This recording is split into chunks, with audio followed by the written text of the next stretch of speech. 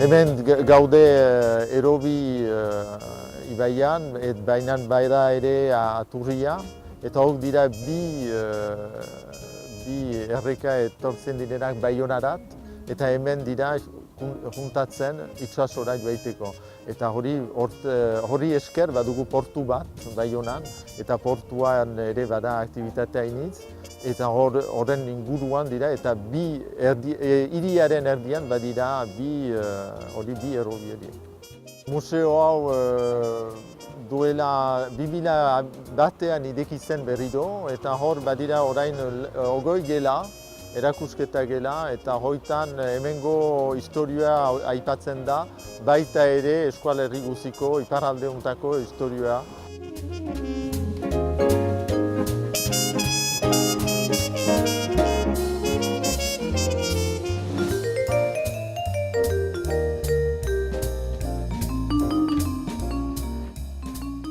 Baditugu ere katedrala bat, oso ederra, 13. mendean egin den katedrala bat, bere kalostrape batekin, oso handia da.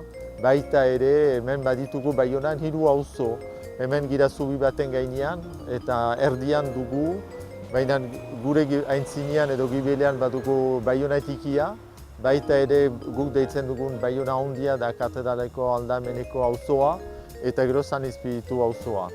Hori 3 auzotan da Baiona handitu, harrisien inguruan, eta harrisu horiek ere murallak oso garrantzitsua dira, zen oso zaharrak dira, eta gaur egun ere badira muralla asko. Defentsa hiri bat izan da beti, eta orduan handitu da, baina beren muralla horren erdian, eta horiek dira gure badugu ere historioan gira deitzen da Bildar edistuar, arte eta historioko hiri bat gira, eta historio handia dugulakotz betidanik.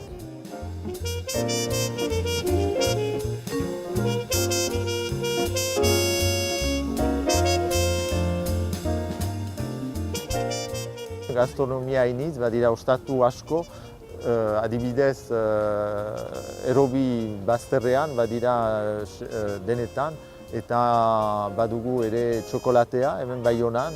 Hori 17. mendetik unat egiten da txokolatea initz Baionan, eta oso ona eta ezagutua dena, baita ere Baionako xingarra.